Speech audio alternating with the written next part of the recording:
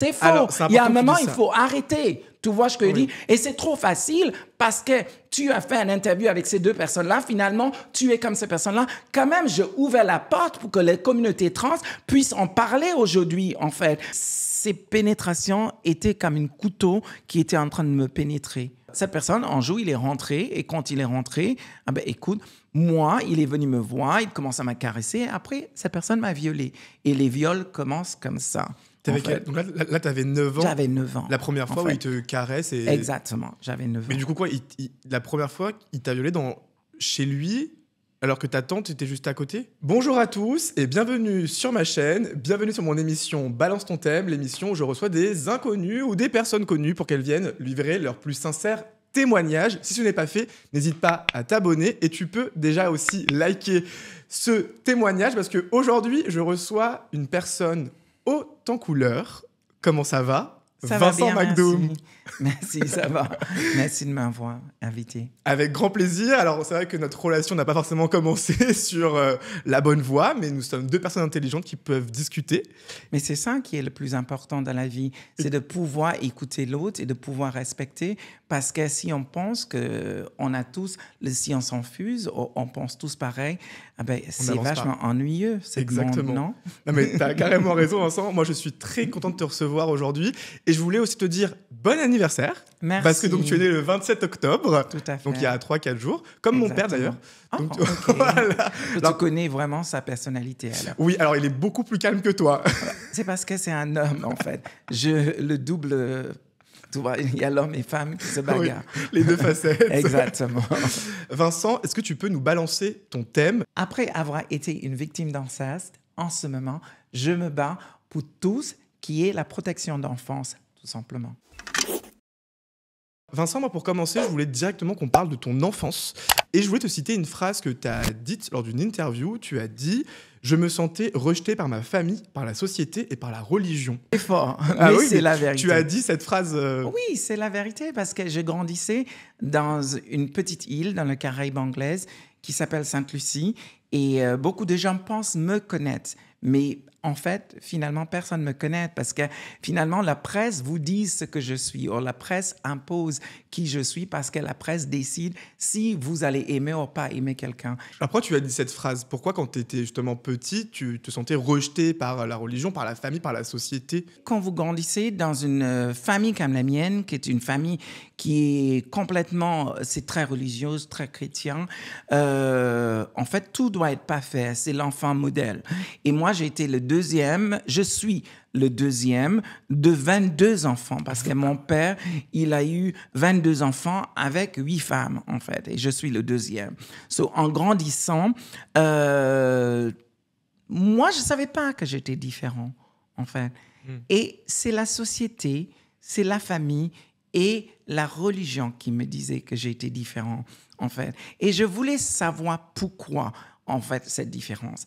La religion vous disait, écoute, vous n'êtes pas normal, vous êtes efféminé, vous êtes... Moi, tout ce que j'étais, c'était un garçon, tout simplement. Mais, en fait, la religion voyait un homosexuel déjà, en fait. Et soudainement, ils veulent vous récupérer et vous changer. Parce qu'à une certaine époque, on voulait absolument... il y a eu des choses, on peut... enlever l'homosexualité en vous. Oui. Et la religion voulait faire ça. Et je ne pense pas que j'étais malade. La religion, ça, déjà, je me sentais rejeté là. Okay. Mais à la fois, il y a une certaine hypocrisie parce qu'ils disent, eh ben, écoute, vous n'êtes pas normal, mais viens vers nous, on va vous donner l'absolution.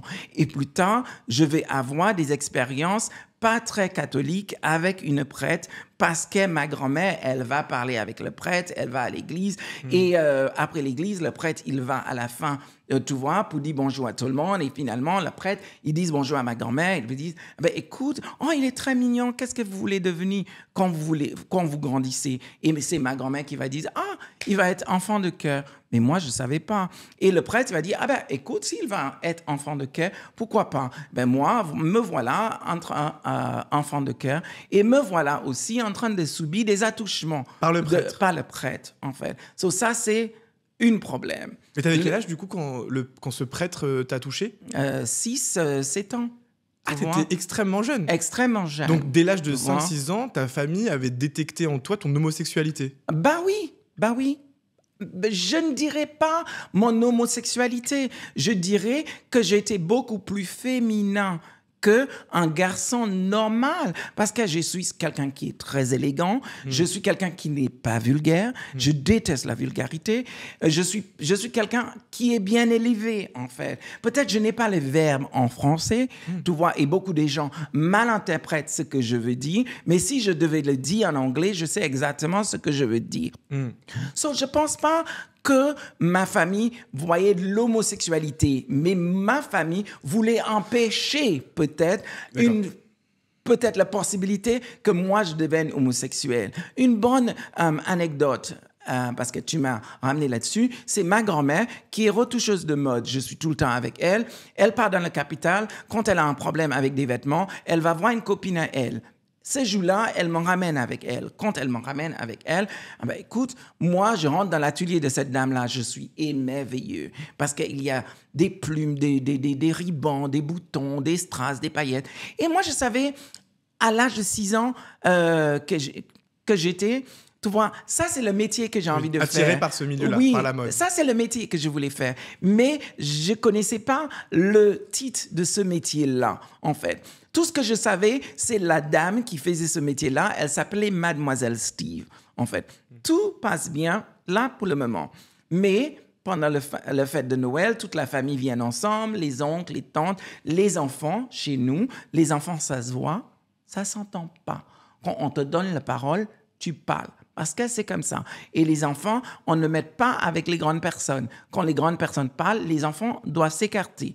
Mais autour de la table, eh bien, tout le monde est là. On pose la question encore à des enfants, qu'est-ce que vous voulez devenir quand vous grandissez? Quel métier? Moi, quel métier vous voulez faire? Et moi, j'attendais impatient. Mon frère voulait être mécanique comme mon père.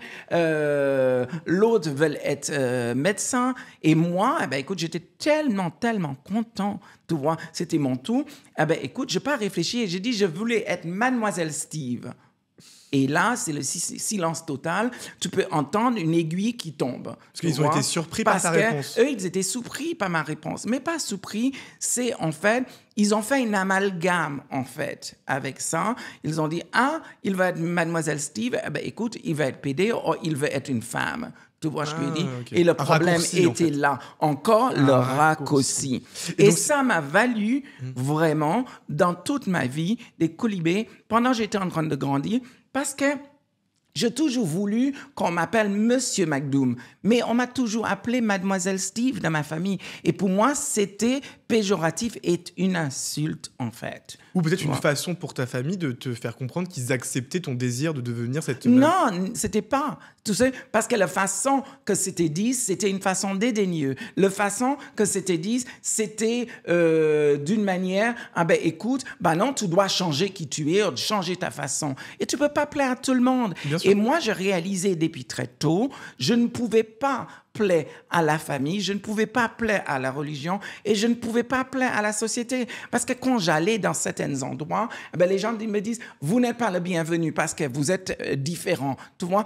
En fait, moi, je ne sais pas que je suis différent, c'est les autres qui me disent que je suis différent. Et comment toi tu le vivais? Est-ce que ça t'énervait? Est-ce que ça te vexait? Quel sentiment ça te procurait justement ce rejet? Je ne sais pas ce que je ressentis. Tout simplement, je sentis cette rejet qui était omniprésent et tout pendant mon enfance, en fait. Et cette rejet, ce que ça m'a fait, j'ai perdu confiance en moi, je me suis refermé sous moi-même et j'étais en train de vivre, mais tout à l'intérieur, en fait, j'étais un introverti, en fait, tout simplement. Mais tout en gardant ce côté très élégant, ce côté... Parce que ça faisait partie de qui je suis. Je n'ai pas appris, je n'ai pas devenu comme ça pour plaire à quelqu'un. Ma façon d'être, ce n'est pas pour plaire aux autres. Mon emballage, c'est ma façon d'être. C'est qui je suis, tu vois. Mais c'est dur de garder ça, tu vois, en tête et se dire ma famille me rejette, la religion me rejette, la société me rejette. Ok, je vais m'introvertir, mais je vais pas oublier qui je suis, je vais pas changer pour eux. Alors que tu étais ultra jeune à ce moment-là, tu aurais pu avoir cette envie de changer pour eux. Mais j'avais quelque chose quand même, tu vois. Et cette quelque chose, c'était ma foi. Parce que quand j'étais petit, ma grand-mère et la famille est très religieuse, ben, on nous envoyait au catéchisme, on allait à l'église, on allait faire comment ça s'appelle? Quand tu vas voir le prêtre pour expliquer que vous avez fait des choses mal et lui, il va te donner l'absolution, en fait. Comment tu dis ça? Quand tu vas te confesser? Confesser, la confession. Je devais y aller faire la confession tous les vendredis. Et tu sais, même moi, qui étais un enfant, je ne comprenais pas pourquoi je devais aller confesser des choses que je n'ai pas fait. Et en tant que gamin, tu inventais, tu vois, des choses parce qu'il fallait absolument dire quelque chose à le prêtre, en fait. Et c'est là, vous voyez, que dans la société dans laquelle je vivais à l'époque, une enfant n'avait aucun droit. C'est pour ça que je dis, en enfant, ça se voit, mais ça ne se parle pas. Sur le gamin, en sachant la façon que je grandis, parce que je ne pouvais pas parler, je gardais tout en moi, en sachant bien, en joue, je veux m'exprimer. Mais par contre, c'est quelque chose que je savais en joue que j'allais le faire. Et Dieu était avec moi. Je priais, en fait, tout simplement. Et donc, tu t'es aussi tu concernant le prêtre qui t'a touché? Est-ce que je... Tu t'es tu? Enfin, t'as pas parlé à ta famille que ce fameux prêtre t'avait attouché? Je ne pouvais pas parler.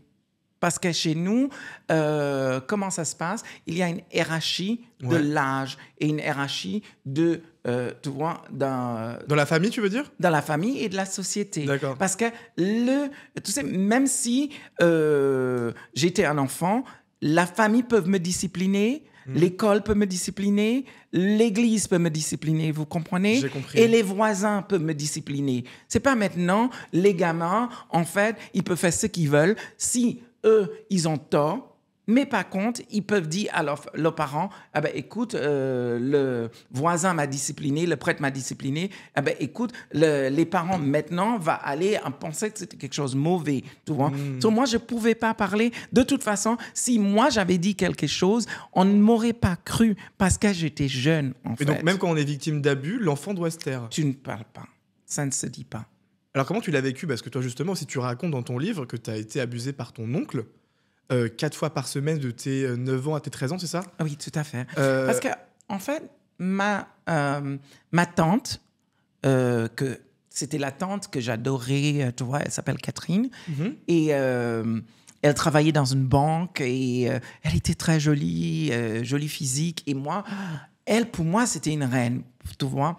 Et cette tante à moi, ce qui était magnifique, c'est elle vivait dans la capitale, on vivait dans la campagne. Et elle, tous les week-ends, elle venait pour ramener ses linges sales, en fait. Et un jour, ma grand-mère m'a rattrapé en train d'essayer les linges de ma tante. Et là aussi, tu vois, j'ai eu vraiment des fessées, tu vois, j'ai eu toutes ces choses-là. Mais c'était quoi la question encore? Je te demandais, justement, l'enfant devait se taire, du coup, à ton époque. Oui. Comment t'as fait pour te taire alors que t'as été victime d'abus par ton oncle de tes 9 ans à tes 13 ans et 4 fois par semaine? Effectivement. Et ma tante, en fait, un jour, elle ramène ce monsieur à la maison et elle dit... Ah ben, elle va se marier avec ce monsieur. Ce monsieur, il est à la tête de le plus grand quotidien, tu vois, de l'île, en fait. Et ce monsieur, ils viennent voir ma tante. Moi, je vais passer du temps avec eux. Et qu'est-ce qui se passe? Moi, je me sens rejetée par la famille, rejetée par la société, rejetée par leur religion. Ah ben, écoute, ce monsieur commence à faire attention à moi.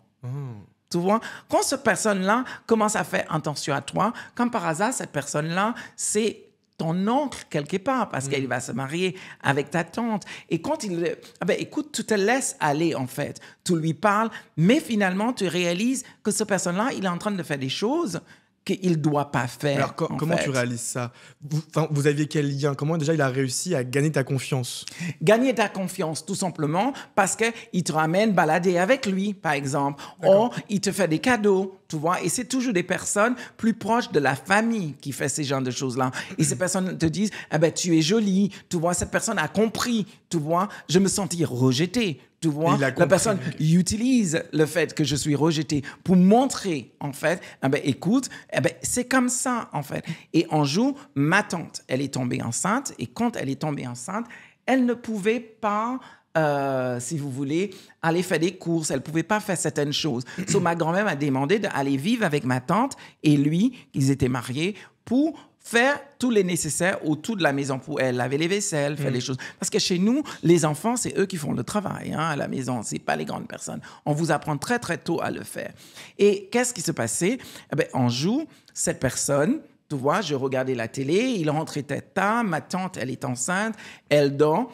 Et tu peux lire toutes ces choses-là que je dis dans mon livre, L'homme que je suis. La réédition. Cette personne, un jour, il est rentré. Et quand il est rentré, écoute, moi, il est venu me voir, il commence à me caresser. Après, cette personne m'a violée. Et les viols commencent comme ça. Donc là, tu avais 9 ans. J'avais 9 ans. La première fois où il te caresse. Exactement, j'avais 9 ans. Mais du coup, quoi, la première fois, il t'a violé chez lui, alors que ta tante était juste à côté? Ma tante, elle dormait. Elle était enceinte, elle dormait. Elle avait sa chambre. Sous l'autre bout de couloir, il y a une autre chambre. D'accord. Quand il rentrait, ce qu'il faisait, au lieu de rentrer dans la chambre de sa femme, il rentrait dans ma chambre. Il faisait ce qu'il faisait. Après, il allait, souvent, dans la chambre conjugale, en fait. D'accord. Et toi, tu as des souvenirs très précis de ces moments-là?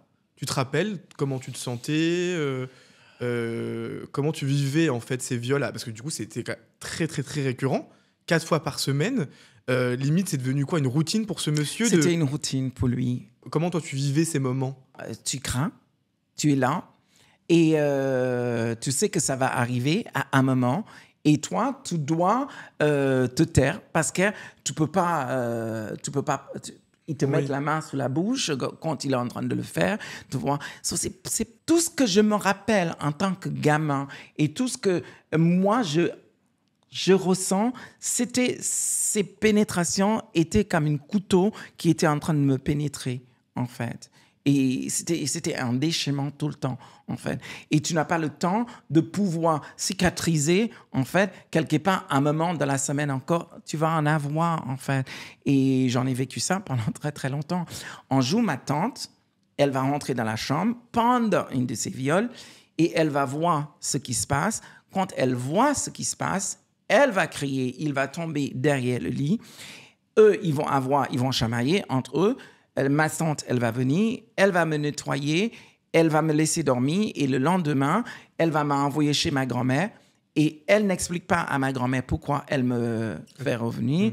Je ne dois pas parler à ma grand-mère.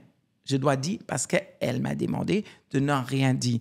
Et dans la tête de ma tante, c'est moi qui a causé cette viol sur moi-même. C'est toi le responsable. C'est moi le responsable de mon propre abus. Donc elle n'a pas quitté son mari? Non, elle est toujours avec. Est-ce que tu penses que vraiment elle a découvert ça en te surprenant ou elle le savait déjà, en fait?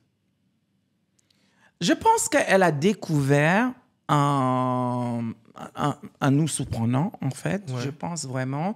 Mais je pense qu'elle est consciente, même si elle est toujours avec lui, elle est consciente que ça n'a jamais arrêté, en fait. Il a toujours continué. Et, alors, comment à tes 13 ans, ça s'est arrêté? C'était suite à cette scène-là, où tu n'es plus revenu chez eux, où tu n'as plus eu de lien avec cet oncle-là? Non, c'est pas quand je suis rentrée chez ma grand-mère, ça s'est terminé. Parce qu'en fait, il faut savoir que ma tante m'a dit ne rien dire à ma grand-mère. En fait. Mon oncle, son mari, venait quand même chez ma grand-mère et il demandait si moi, je peux aller avec lui faire les courses pour elle. Pour réessayer. Et vous voyez qu'est-ce qui se passait, en fait. Je n'ai pas... Tu vois? Et ça a continué pendant un moment, jusqu'à un moment où je disais que je ne supporte plus. Et qu'est-ce que je fais? Je quittais la maison familiale, qui était la maison de ma grand-mère, pour aller vivre avec ma mère. Et tu n'en avais jamais parlé à ta grand-mère, alors, à ce moment-là? Non. Tu as respecté le souhait de ta tante? Exactement. Et encore une fois, tu as dû te taire, en fait. Comme d'habitude. Parce que chez nous, c'est comme ça. C'est toujours comme ça, d'ailleurs. C'est étonnant parce que nous, le Vincent qu'on connaît aujourd'hui, voilà, est très solaire, très expressif. Il aime parler, il aime défendre ses idées, ses combats, voilà. Donc c'est surprenant de savoir que le petit Vincent a dû se taire, en fait, pendant la première partie de son adolescence. Tu comprends pourquoi le Vincent, maintenant, ne peut pas se taire quand il voit ou quand il comprend ou quand il voit une injustice ou un abus vis-à-vis de qui que ce soit. Je comprends. Parce qu'aujourd'hui, enfin, tu peux t'exprimer. Maintenant, je peux exprimer, maintenant, je peux parler, maintenant, personne ne peut me demander de le zipper, en fait. Et quelque chose que je détestais quand j'étais à l'école, c'est chaque fois que tu parles avec la prof et la prof dit, quand quelqu'un me dit « chut », je déteste ça. Quand quelqu'un vous empêche de parler. La censure. En fait, la censure. Je déteste tout ce qui est la censure. Parce que petit, en fait. on n'a fait que de censurer. Exactement. Mais juste comment tu as fait pour te reconstruire, tu vois, après tes 13 ans, suite à ce qui t'est arrivé, donc déjà avec le prêtre à tes 5-6 ans, puis après avec ton oncle jusqu'à tes 13 ans. Comment on se reconstruit de ça? C'est hyper dur. C'est traumatisant. Ma mère. Paix à son âme, tu vois, qui s'appelle Victoire Magdoum, en fait. Ma mère, c'est une femme formidable. Pour moi, c'est vraiment une idole, en fait. Ma mère, c'est une ancienne reine de beauté. Et ma mère, elle a eu 5 enfants avec 3 hommes différents. Et ma mère, c'était une dame, elle n'était pas riche, même si tous ses frères et sœurs étaient riches. Et elle, c'est elle qui allait chez les frères et sœurs pour nettoyer leur maison et leur payer, des choses comme ça. Et ma mère était une femme tellement humble, en fait. Elle était tellement tolérante, en fait. Et elle était tellement aimante. Sur tout l'amour que moi, je n'ai pas eu de la société, la famille, la religion, de le côté de mon père, tu vois. Et tout cet amour, je croyais que moi, mon oncle était en train de me donner. Eh bien là, ma mère, elle m'a aidé à construire. Ma mère, elle m'a dit que vous valez quelque chose dans la vie. Vous allez devenir quelque chose dans la vie. Ma mère, elle avait cette énergie. Ma mère, elle gossipe jamais. Ma mère, elle ne voyait jamais le mal. Elle voyait toujours le bien. Or, elle cherchait le bien dans toutes les situations, en fait. Et ma mère m'a beaucoup aidée. Et forcément, écoute, à un certain âge, les thérapies, bien évidemment. Mais alors, ta mère, elle était où, justement, entre tes 9 ans et tes 13 ans, quand tu te faisais violer par ton oncle? J'étais interdit de voir ma mère. Et elle n'avait pas essayé de te contacter? Oui, ma mère, elle a essayé. Et même dans certains moments de ma vie, quand j'étais enfant, je voulais aller passer du temps avec ma mère. Et je passais les vacances, de temps en temps, scolaires, 1 semaine avec elle. Mais une semaine, il venait nous chercher. Ma mère, elle avait le temps de passer du temps avec nous, mais toujours avec quelqu'un qui était là, en fait. Mon histoire et ma naissance est très difficile aussi, parce que j'explique cette naissance, en fait. Mon père était musicien à l'époque. Ma mère, elle était groupie. Ma mère, elle est tombée enceinte.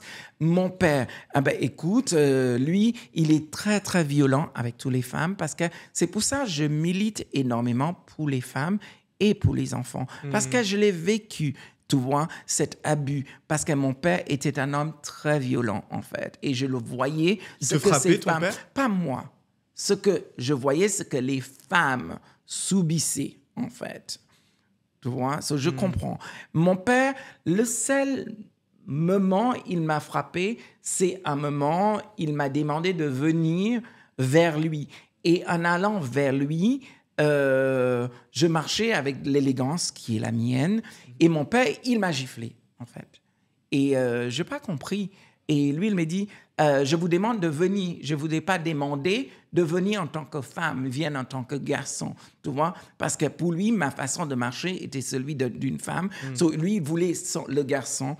Et papa, j'ai vécu vraiment beaucoup de choses mauvaises avec mon père. Parce que mon père, à un moment, ne voulait pas que je communique avec mes frères et sœurs.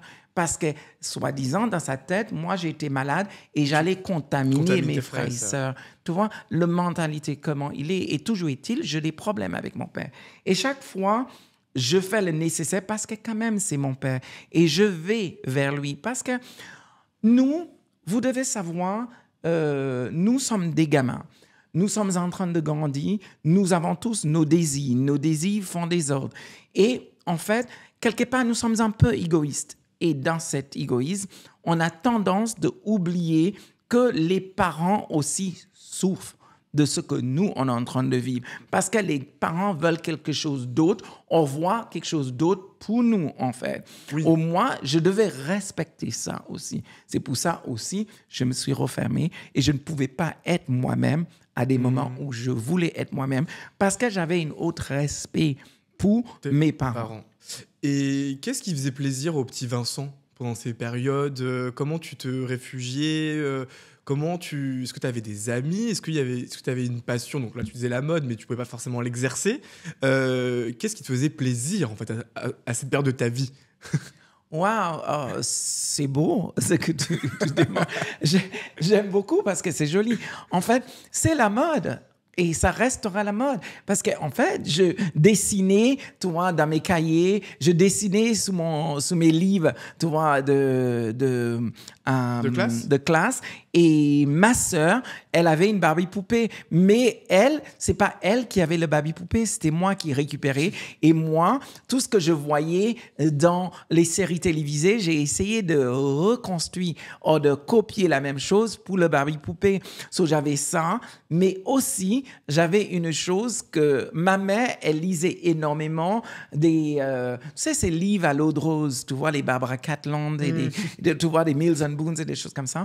Et moi, parce que ma mère, elle lisait ça, elle lisait le bouquin. Et sous le couverture de ces bouquins-là, c'était toujours un joli monsieur et une jolie fille, tu vois. Et c'était toujours magnifique, le couverture. Donc, moi, je me suis pris j'ai commencé à lire, tu vois, les livres comme ça. Okay. Et je passais mon temps. C'était ma solitude, c'est ma façon, c'est mon safe space, mon happy space. C'était ce que je faisais, en fait.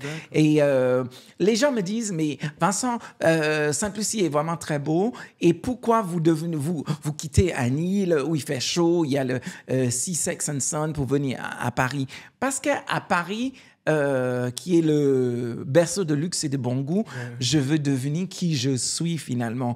Et cette qui je suis, je veux découvrir tout simplement sous la couverture d'une de ces livres à l'eau de rose. Parce que sous la couverture, il y a le monsieur qui est beau, la femme qui est jolie, mais par contre, il y a un monument. Et je ne m'intéresse pas à le monsieur, je ne m'intéresse pas à la femme, je m'intéresse à le monument. Et le monument qui était un monument, mais assez phallique, tu vois. Et on dirait qu'il était habillé dans une préservatif, mais de dentelle. Et c'était le Tour Eiffel. Et je disais, peu importe où ce monument il est, c'est là que j'ai envie de faire ma vie, en fait. Et c'est à ce moment-là, je disais, à un moment dans ma vie, j'aimerais bien aller dans cette ville et cette ville-là va m'accepter, cette ville-là va me donner. Et c'est exactement ce qui s'est passé. Donc finalement, toi, ce qui t'a aussi sauvé pendant toute cette période de ta vie, quand tu étais plus jeune, c'était l'espoir d'un futur que tu attendais, que tu voulais vivre et venir à Paris pour vivre de ta passion, donc de la mode.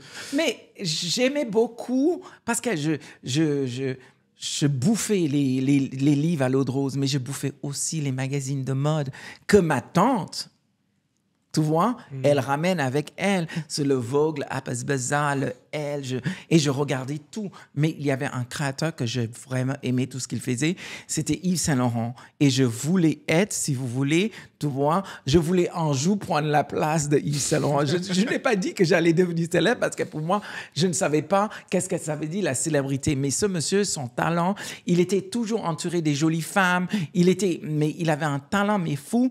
Et moi, j'ai essayé d'être comme ce monsieur-là. Et je disais, un jour, j'aimerais bien être le Yves Saint-Laurent noir de la mode. Je voulais être là. Et Vincent, donc ton oncle est encore vivant? Mon oncle, il est encore vivant. Et tu as pu lui parler, tu as pu essayer peut-être aussi de guérir par la communication en lui faisant part des traumatismes? Voilà une des raisons pourquoi c'était nécessaire que je quitte l'île, en fait. Que l'île est très petite et même si je ne vivais plus dans cette partie de ma famille, je le croisais, cette personne-là, parce que cette personne est devenue plus en plus importante dans la société. Et c'est toujours des personnes proches de la famille ou des personnes qui se croient intouchables, tu vois, les personnes dans les hautes sphères élites, en fait. So, eux, ils peuvent faire certaines choses. Et mon oncle, entre le temps, il est rentré en politique. Et quand il est rentré en politique, moi, j'avais quitté Lille parce que j'avais gagné un concours de mode et le gouvernement français m'a facilité une bourse pour 4 ans. Je suis venue en France pour faire mes études de mode à l'école S-Mode. Je travaillais à côté de Paco Rabanne, je travaillais à côté des Monsieur Guy Laroche, je travaillais dans les grandes maisons, Lapidus, et aussi un peu à côté des stages chez Saint-Laurent et des grandes maisons pour terminer en tant que assistant de Marc Jacobs quand il était chez comment il s'appelle, Louis Vuitton. En fait, ce que j'ai pu avoir, et là, j'étais en train de vivre mon rêve, en fait. Donc, ouais, c'était aussi une façon de fuir Lille pour fuir ton oncle. Exactement. Et t'as jamais voulu, même là, peut-être, je sais pas, il y a ces dernières années, t'as jamais voulu le confronter? Ah, oui, mais tu l'as fait? Mais non, il y a quelque chose mieux que ça, en fait. Sabrina Azoulay m'a casté pour que je devienne le speakerine de Paris Première et le Miss Météo de Paris Première. Ça m'a donné une certaine visibilité. Bonsoir et bienvenue sur Paris Première. Ce soir, bonsoir, Vincent McDoom. Moi, je suis arrivé sous TF1 parce que Alexia de la Roche-Jobert, Arthur, Stéphane Courbis et Angélique Sonsenetti m'a casté pour la ferme. J'ai maintenant une certaine notoriété. Et cette notoriété, écoute, Dieu va me donner la possibilité d'avoir des plateformes où je peux en parler. Et un jour, je suis partie en vacances à Sainte-Lucie. Et quand je suis partie en vacances à Sainte-Lucie, une de mes meilleures copines, que je considérais aussi comme une deuxième mère, elle est décédée. Et quand elle est décédée, il y a une journaliste qui est une cousine à moi, elle est venue me voir, elle me dit « Vincent, mais tu es en train de faire des belles choses, tu es en train de parler de Sainte-Lucie, mais on est fiers de toi, ça sera bien que vous vieniez faire un ITV sous le télé local, parce que c'était elle, la directrice de la télé locale. So, moi, le lendemain, je suis allée pour faire cette interview sous la télé locale. Et quand j'étais dans cette interview, c'était une interview qui était broadcast, c'était diffusé à la radio et à la télé au même moment. Et c'était un live, c'était pas un enregistré, en fait. Et le personne qui m'interviewait, je ne savais pas. Lui, il faisait partie une des partis politiques qui était le gouvernement, en fait. Et mon oncle, il était dans cette partie. Sans savoir, ce monsieur qui est le présentateur, va me poser les questions. Vincent, tu es en train de faire des belles choses à l'étranger, ça sera dommage. Tu vois pourquoi, toi, tu n'as pas envie de revenir à Sainte-Lucie et partager ces choses-là avec les jeunes qui sont en train de monter. Et je dis, c'est quelque chose que j'aimerais bien pouvoir faire, mais malheureusement, la première chose que j'aimerais bien, c'est que le gouvernement de Sainte-Lucie change le limite de statutory sous le viol. Et il me dit, mais pourquoi? Parce que je dis, parce que vous avez une loi qui est archaïque, en fait. Parce que ça s'appelle le Buggery Law. Le Buggery Law, c'est tout ce qui se fait avec le sexe, mais qu'on s'est fait par la porte arrière et la bouche, en fait. Et je dis, écoute, on dit que c'est que des homosexuels qui font ça, mais je dis, mais excusez-moi, là, il y a un problème, tu vois, il faut le changer. Et il me dit, ah bon, mais qu'est-ce que tu aimerais bien faire? Et je dis, il y a une personne dans le gouvernement qui est là en train d'empêcher que cette loi ou cette chose se fasse, cette législation soit passée. C'est mon oncle, lui, et je dis son nom, et je dis, lui, il m'a violée, tu vois. À ce moment-là, toute Sainte-Lucie, et tout, tu vois, parce que ça passe à la radio, ça passe à la télé. Et maintenant, ils ont coupé l'émission. Les polices sont arrivés, ils ont dit, mais tu es en train de dire tout et n'importe quoi. Et je dis, non, je n'ai pas en train de dire tout et n'importe quoi. Et là encore, on me force de me taire parce que nous sommes à un cas d'1 heure d'interview et la personne va me dire, écoute, on va reprendre l'antenne, mais tu n'as pas le droit de parler de ce monsieur-là, en fait. Mais c'était déjà, tout le monde le savait, en fait. D'accord. Et le lendemain, ça a créé une buzz, peut-être. Une Tu polémique, vois, ouais. une polémique. Et une autre chaîne m'a demandé de venir. Il me dit, qu'est-ce que vous voulez? J'ai dit, j'aimerais bien que lui, il démissionne par rapport à ce qu'il m'a fait. J'aimerais bien que le gouvernement change le statutory limits on rape, tu vois, parce que je trouve ça inadmissible quand même que moi, je peux être violée en tant que gamin, mais en tant que gamin, je ne suis pas conscient que je suis violée et je ne suis pas conscient aussi qu'il y a une loi qui est peut-être pour moi, mais à un certain âge, je décide de parler, mais quand je parle de ce qui m'arrive, la personne peut dire c'est de diffamation et de me traîner en justice. Tu vois, c'est le poisson qui mord sa queue, en fait, finalement. Donc, finalement, j'ai dit, je veux absolument que ça change. Et quelques mois après, ça a fait de grabuge. Le gouvernement a perdu les élections dans les mois suivants. Et le premier ministre a demandé à mon oncle de démissionner et lui, il ne voulait pas. Et à un moment, il y a un autre garçon qui est venu dans une émission de radio parce qu'il y a des talk shows où des personnes parlent. Et on parlait de le viol et on parlait de ce que moi, j'avais vécu. Et il y a un autre garçon qui a appelé par téléphone. Il a dit, je suis navré, vous êtes en train de faire tout ça. Mais ce que M. McDoom dit est vrai parce que moi aussi, je l'ai subi. Le lendemain, mon oncle, il a démissionné. Pour moi... Et tu as fait ça en live par besoin de dénoncer, par besoin de vengeance ou par besoin de guérison? Bizarrement, je n'ai pas réfléchi, en fait. Le moment a été présenté dans une interview et je parlais, comme vous dites si bien, je racontais mon vécu, en fait. Vous savez, le seul moment où je sentais, comme vous dites, cet apaisement, cet soulagement. Oh, moi, j'étais libre. Cette liberté est arrivée quand j'ai écrit mon livre. On a mieux compris effectivement ce que tu as vécu, pourquoi aussi tu t'es tu et pourquoi enfin aujourd'hui tu t'exprimes. Et c'est vrai que cette parole, tu l'utilises aussi à bon escient parce qu'en effet, comme tu l'as dit en intro, tu essaies un maximum de sensibiliser, de dénoncer, de préserver l'enfance et également la condition de la femme.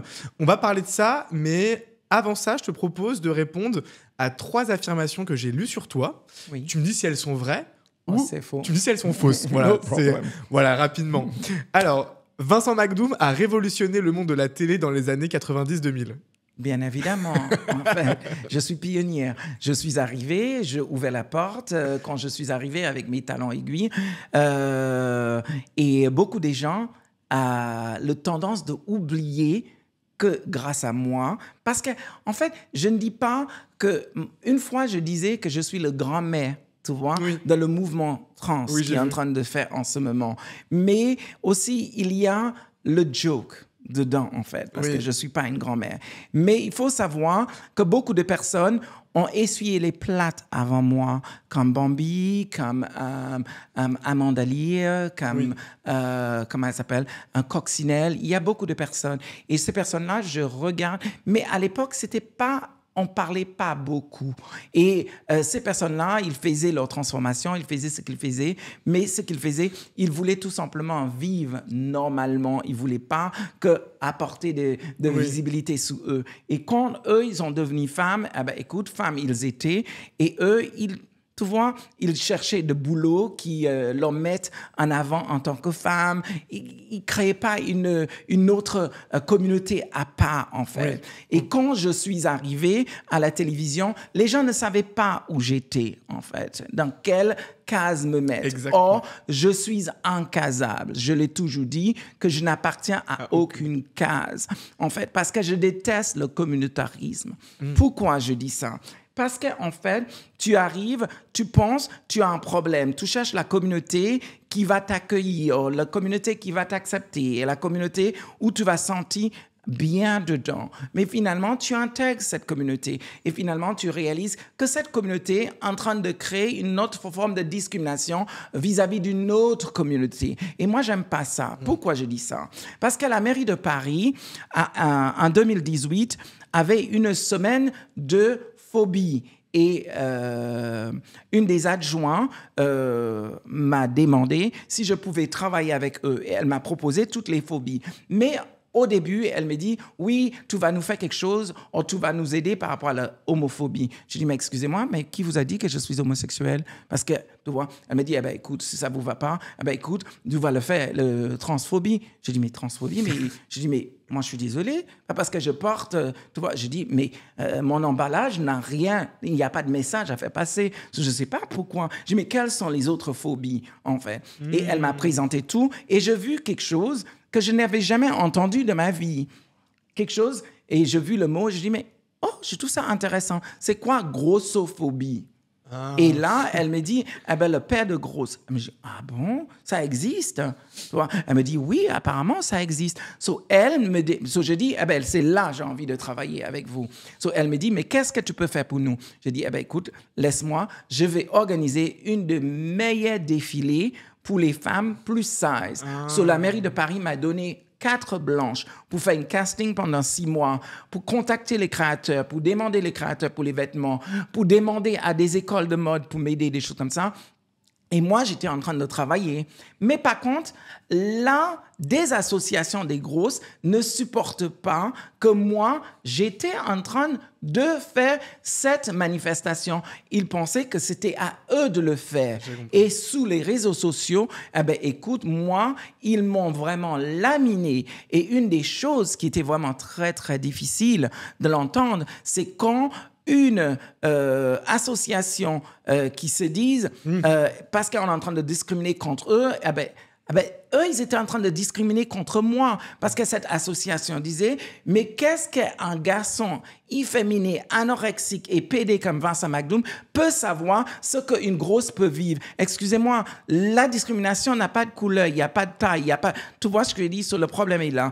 Moi, et dans le milieu alphabet, LGBT, que j'appelle le milieu alphabet parce que chaque semaine, ils ajoutent une nouvelle lettre. En fait, je toujours senti rejeté parce que les gens font le raccourci. Avant, c'était LGB. Et après, maintenant, on ajoute le T, on ajoute le Q, on ajoute le X, on ajoute tout. Et finalement, en fait, on a fait un raccourci pour mettre toutes les gens qui ont des sexualités différentes, outranciers, quelque part, tu vois, sous le même ombrelle, en fait, même si ces personnes-là ne s'entendent pas avec l'un à l'autre. Et le seul moment qu'ils entendent avec l'un à l'autre, c'est quand il y a le Gay Pride, en fait. Moi, j'ai pas besoin d'une journée de Gay Pride pour dire que je suis fière, en fait. Mais toute l'année, je suis fière. Et je n'ai pas besoin de militer avec une plume dans le cul pour dire que je suis pédé. Je n'ai pas besoin de ça. Peut-être que d'autres en ont besoin. Mais ça, c'est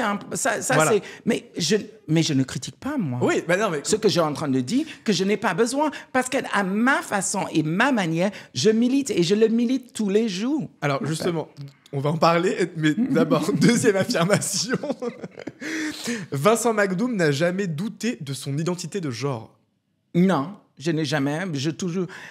Tu sais, il n'y a rien de mal à être un joli garçon efféminé et rester un garçon, même si tu as cet aspect physique assez féminin. J'ai la chance, à mon âge, je frappe sous la porte des soixantaines, tu vois, parce que je viens d'avoir 59 ans. Je reste quelqu'un de toujours très mince, tu vois. Je n'ai jamais fait de chirurgie esthétique. Mes doigts sont les miennes, mes jambes sont les miennes. Tu vois ce que je dis? Je n'ai fait rien du tout, en fait. Mais moi, les vêtements féminins, les gens me disent, oui, mais on ne comprend pas. Si tu es un garçon, pourquoi tu portes des vêtements féminins? Je dois dire la même chose pour les filles qui portent des pantalons, parce que les pantalons restent quand même dans le garde-robe masculin. Les vestes, c'est la même chose. Les pulls, tu vois. À un moment, je dis, c'est un peu hypocrite, tu vois, de voir ce que vous voulez voir et ne voir pas les choses dans sa globalité, en fait. Moi, je trouve ça un peu hypocrite. Quand vous avez un problème avec la justice, vous allez voir un monsieur qui porte une robe et là, vous ne dites pas qu'il est pédé. Ou là, vous ne dites pas qu'il est trans. Quand vous avez un problème et vous devez aller voir l'imam, eh bien là, vous n'avez pas de problème. Vous devez aller voir le prêtre. Vous n'avez pas de problème. Tu vois ce que je dis? Et moi, je suis navrée, en fait. Moi, j'ai toujours utilisé les vêtements, peu importe masculin ou féminin, pour faire une chose et une chose seulement. Cacher le plus élégamment possible ma nudité. En montrant bien tes jambes. Bien évidemment. Troisième et dernière affirmation qui, je pense, va te faire réagir, celle-ci. Vincent McDoom est transphobe. Transphobe? Transphobe. Ben, il faut arrêter le raccourci que les gens font. Ah ben, excusez-moi, j'ai ouvert le chemin pour que les trans puissent en parler aujourd'hui et les gens disent que je suis transphobe. Eh ben, écoute, le raccourci, il est vite fait. Hein? T'as pas, c'était un peu ma question en posant cette affirmation-là, c'est que t'as pas l'impression que dans les années 90-2000, t'étais un petit peu, voilà, effectivement, ce porte-parole, la personne qui ouvrait un petit peu, tu vois, mais la porte. Jamais alors qu'aujourd'hui, t'es rejeté par ces mêmes personnes. Mais qui me rejette? Qui me rejette? C'est une petite communauté. Dans une communauté qui me rejette, c'est la communauté trans, en fait. Il faut appeler, il faut dire les choses telles qu'il est, en fait. Pourquoi? Tout simplement parce que moi, tu vois, il y a deux personnes, Dora Muto et Marguerite Stern, en fait. Ces personnes-là, elles ont écrit un livre qui s'appelle Transmania. Dans le livre, peu importe ce qu'elles disent, il y a beaucoup de vérité dans le livre. Parce qu'il faut lire le livre. Il ne faut pas juste rejeter le livre et dire non. Il y a vraiment des faits scientifiques et biologiques, en fait. Mais ces deux femmes-là, beaucoup de gens parlaient de ces femmes-là. Ces femmes-là, elles m'ont approché, elles m'ont demandé si moi, je voulais faire une interview avec elles. Je connais pas les deux femmes, j'ai entendu tout ce qu'on dit de les deux femmes. La curiosité qui est la mienne, eh ben, écoute, par curiosité, moi, j'ai envie de le faire. OK, on va faire une parallèle. Écoute, il y a deux partis ou trois partis en France, OK? Politiques. Oui. Et les partis politiques, qu'est-ce qui se passe? Ah ben, écoute, il y a des presses qui est plus sous une partie que l'autre partie, en fait. Comme le Libération, c'est pour une partie, le Parisien, c'est pour une autre partie. Exactement. Vous avez...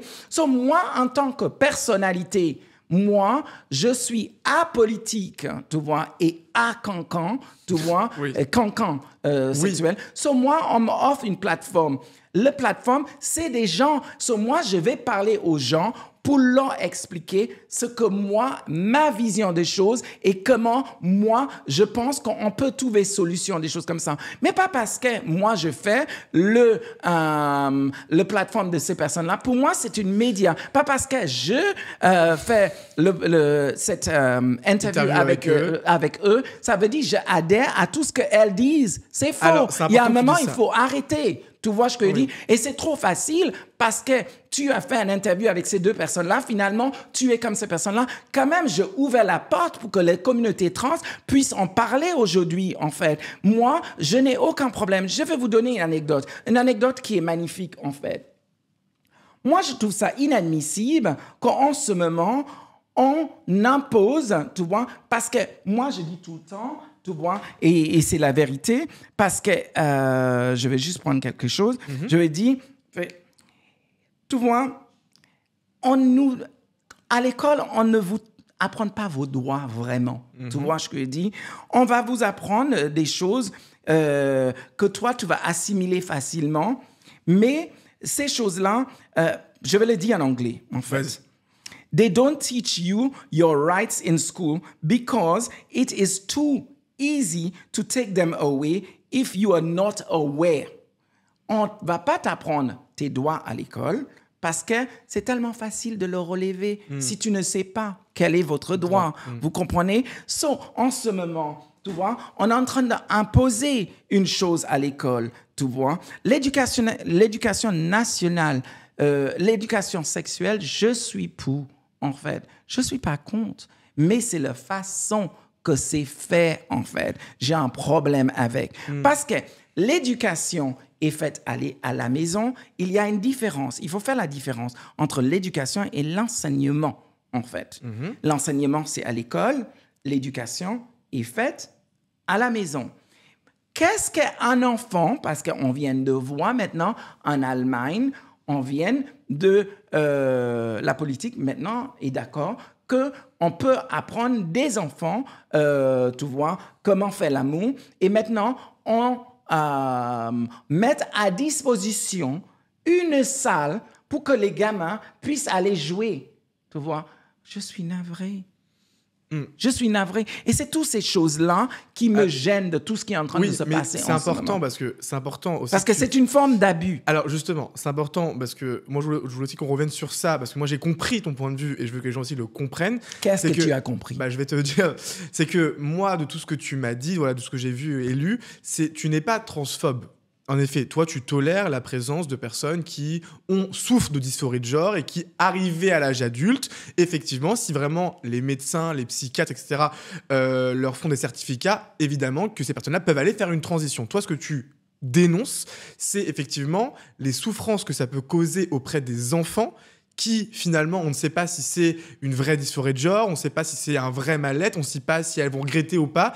Toi, ce que tu demandes juste, c'est le temps et le respect de cette sexualité qui est quelque chose de privé. Parce que toi, tu vois effectivement le fait d'accorder des bloqueurs de puberté à des mineurs trans, tu y vois une forme d'abus. C'est trop tôt et c'est une forme d'abus, en fait. D'accord. Parce que beaucoup de gens ne comprennent pas pourquoi je suis contre ça. Vous devez savoir, en fait, comme tu le dis si bien, j'ai un immense respect pour quelqu'un qui a une dysphorie de genre et arrivé à l'âge adulte, la personne insiste et la personne persiste que lui, il a cette dysphorie. Et il pense que la seule façon, tu vois, de se guérir, le guérison, il n'existe pas. Ça, je le sais. Non, ça, c'est autre chose. On n'y revient pas. Mais la personne pense que c'est en changeant de sexe. Mais par contre, cette personne, à l'âge d'adulte, tout est quand même normal chez lui, si vous voulez. Parce que quand tu commences à donner le blocage de puberté à un gamin ou une gamine, eh ben, écoute, pour la petite fille, ça va la stériliser. C'est une fête. Oui, il y a des... bien sûr. C'est une fête. Oui. Pour le petit garçon, ça va arrêter la croissance de certaines choses chez lui. Son pénis. En fait. Oui. Son pénis, il faut le dire. Bien sûr. En fait. Pour moi, en fait, nous avons tous eu un moment de notre vie et c'est tout le temps le moment crucial de notre vie qui est le moment de préadolescent et adolescent. C'est important de ne pas jouer avec ça. C'est important de laisser ça à les gamins, de le laisser expérimenter parce que peut-être dans cette dysphorie, c'est peut-être tout simplement, tu vois, il est en train de poser des questions par rapport à sa sexualité et peut-être il est tout simplement homosexuel. Oui, tu vois? peut-être. Tu vois? Pour moi, quand on commence à donner des blocs de puberté très tôt à un gamin et plus tard, le gamin va décider peut-être, lui, il veut plus changer de sexe. Oui, donc il y a des problèmes. Bien sûr. Il y a des problèmes. Et ces problèmes-là, il ne peut plus avoir des enfants. Non seulement la fille, le garçon, eh ben, écoute, il va avoir un handicap parce qu'en fait, ces blocages de puberté, il est en train de créer des handicaps par rapport à des enfants, je parle, pas des adultes. C'est en train de créer des handicaps pour la vie. Le moment venu, le gamin va décider, OK, finalement, le dysphorie de genre, ils veulent changer de sexe. Pour le garçon, c'est pénible. Moi, je suis navré, c'est comme ça. Si les gens veulent dire que je suis transphobe parce que je dis la vérité, et tout simplement, c'est parce que ce que je dis leur dérange, ils ne veulent pas l'entendre, et c'est une vérité, en fait. Parce que cette vérité-là, il est basé il est scientifiquement et médicalement prouvé, en fait. Pour moi, tant que je sais, le biologie, le scientifique, et le médical. Sur mon côté, les gens, ils peuvent m'appeler qu'est-ce qu'ils veulent. Les gens m'ont appelé pire que transphobe. Et moi, je suis là toujours, en fait. Tu crois que c'est ça qui va me faire? Non. J'ai beaucoup de respect pour les transsexuels. Tu vois? Transgenres. Je sais pas. Tu vois? Moi, je connais transsexuels. Parce que moi, je connaissais les drag queens, je connaissais les homosexuels, je connais... Mais aujourd'hui, on dit plus transsexuel parce que justement, on veut pas avoir cette image de maladie mentale, voilà. OK, c'est toi qui es parti là. Non. OK, juste une seconde. Tu vois, je vais vous dire quelque chose. Tu sais, moi, il m'est arrivé quelque chose qui est magnifique. Il y a un monsieur... il y a un ami à moi qui me dit écoute, Vincent, viens avec nous. Écoute, on va aller dans une école parce qu'il y a un drag queen qui va faire la lecture pour les gamins, en fait. Oui. Et le drag queen, il est arrivé, un mec. Il est disparu dans la toilette. Il est revenu en drag queen, en train de sautiller, en train de choses comme ça. Il fait la lecture, en train de prôner, tu vois, la propagande idéologie transgenre. Et le chose, c'est, une fois c'était terminé, Eh ben, écoute, il est parti dans le toilette pour aller changer. On a suivi, on a dit, mais écoute, viens avec nous. Tu vois, on va aller boire un verre, on va parler, des choses comme ça. Le mec, il nous a regardé, il nous a dit, mais ça va pas, non? Si je sors comme ça, eh ben, écoute, on va me caillasser et des choses comme ça. Je dis, mais excusez-moi, c'est ce que tu dois dire aux enfants. C'est ça que tu dois dire aux enfants. Parce que moi, Vincent McDoom, je sors dans la rue avec le talent et des choses comme ça, les gens ne me caillassent pas. Tu sais quoi? Parce que je m'accepte tel que je suis. Et c'est ce que tu envoies vers les autres. C'est ce que les gens vont vous envoyer vers vous, en fait. C'est ça. So, si toi, tu es quelqu'un tolérant, si tu es quelqu'un, tu es aimant, tu es quelqu'un, tu as beaucoup d'empathie et tu l'envoies vers les autres, tu vois. So, quand tu me dis que beaucoup de gens pensent que je suis transphobe, ben non, il faut dire les choses. C'est une certaine communauté transgenre, tu vois, qui pense que je suis transphobe. Moi, Vincent, avant de... Parce que c'est bien, tu parles beaucoup et l'heure passe. Tant mieux. Mais au moins, aujourd'hui, enfin, tu peux t'exprimer. Mais moi, je voulais absolument te faire réagir. Mais j'ai toujours exprimé. Non, mais je parlais... J'ai jamais exprimé chez toi. Non, mais je disais par rapport à quand tu étais plus petit. Voilà. Je voulais aussi, donc, juste pour terminer, te faire réagir à une vidéo, donc rien à voir avec la transidentité.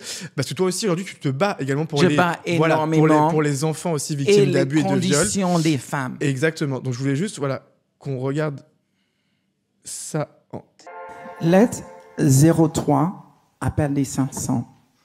Cher monsieur le juge, mes enfants vous ont raconté que papa jouait avec Kiki et Cucu et ça faisait bobo. Je voulais simplement rapporter, mais vous avez décidé de les mettre en garde exclusive chez lui, les laissant croire qu'il s'agit que d'un jeu. Vous avez décidé de me condamner et me soumettre à n'être qu'un porte-monnaie réduit au silence. Oh, merci infiniment, ça me touche énormément. En fait, vous savez, il y a énormément... C'est quelque chose qui est très lourd pour moi. C'est l'appel des 500, en fait. C'est une association qui vient à l'aide des mamans que leurs enfants ont subi de l'inceste par une membre de la famille. Et la plupart du temps, c'est le père, en fait. Et ces mères, quand elles dénoncent ce que les gamins ont vécu, en fait, la justice donne raison, pas forcément à la maman, mais aussi, il donne raison de temps en temps à les pères. Et la maman, soi-disant, elle a diffamé. Tu vois, le monsieur doit payer, tu vois, tous les jours de l'argent, en fait. Et cette association que j'en fais partie, cette année, Carla Bruni, moi-même, Isabelle Carrier et beaucoup d'autres actrices ont donné notre voix parce que les mamans, elles, par rapport à la justice, elle ne peut pas se montrer et elle ne peut pas en parler. Et parce qu'elle ne peut pas en parler, nous, les personnalités, on peut parler, on a le voix. Et cette association qui est portée par Siem, en fait, elle m'a téléphoné, elle m'a demandé si je pouvais venir, tu vois, à l'Assemblée nationale, devant la presse, devant les politiques et devant, tu vois, une parterre des personnes pour lire les lettres, pour que la justice prenne conscience de ce que ces femmes-là sont en train de vivre, mais aussi ce que ces enfants-là vivent au quotidien, en fait, parce qu'ils ont vécu ce que moi j'ai vécu. Ces femmes-là, elles ne peuvent pas voir leurs enfants, or elles peuvent voir leurs enfants sous que des visites médiatisées. Non, pas médiatisées. Il faut qu'il y ait quelqu'un avec eux pour voir leur enfant. Et ils n'ont pas accès à leurs enfants. Ils ne peuvent pas protéger leurs enfants, en fait. Et tout ce qui touche, parce que, comme je l'ai dit au début de cette chose-là, j'ai vu la violence que mon père il a fait aux femmes. Je subis l'abus, je subis la violence aussi. Je continue à subir certaines violences par certaines communauté qui pense que je dois me taire, mais je ne veux pas me taire.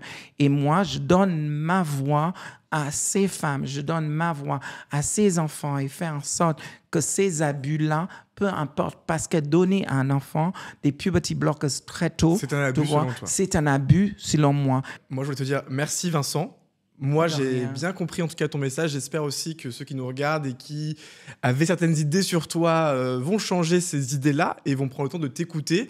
Donc, merci d'être venu.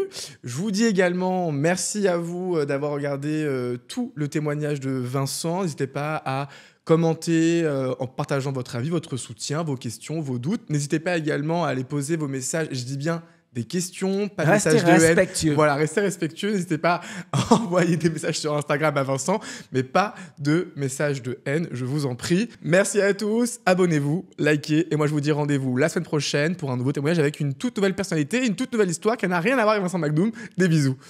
Parfait. Ça va Vincent? Oui. On va faire ça des va. petites photos. Parce que sinon, en fait, c'est qu'on doit... Il y a des...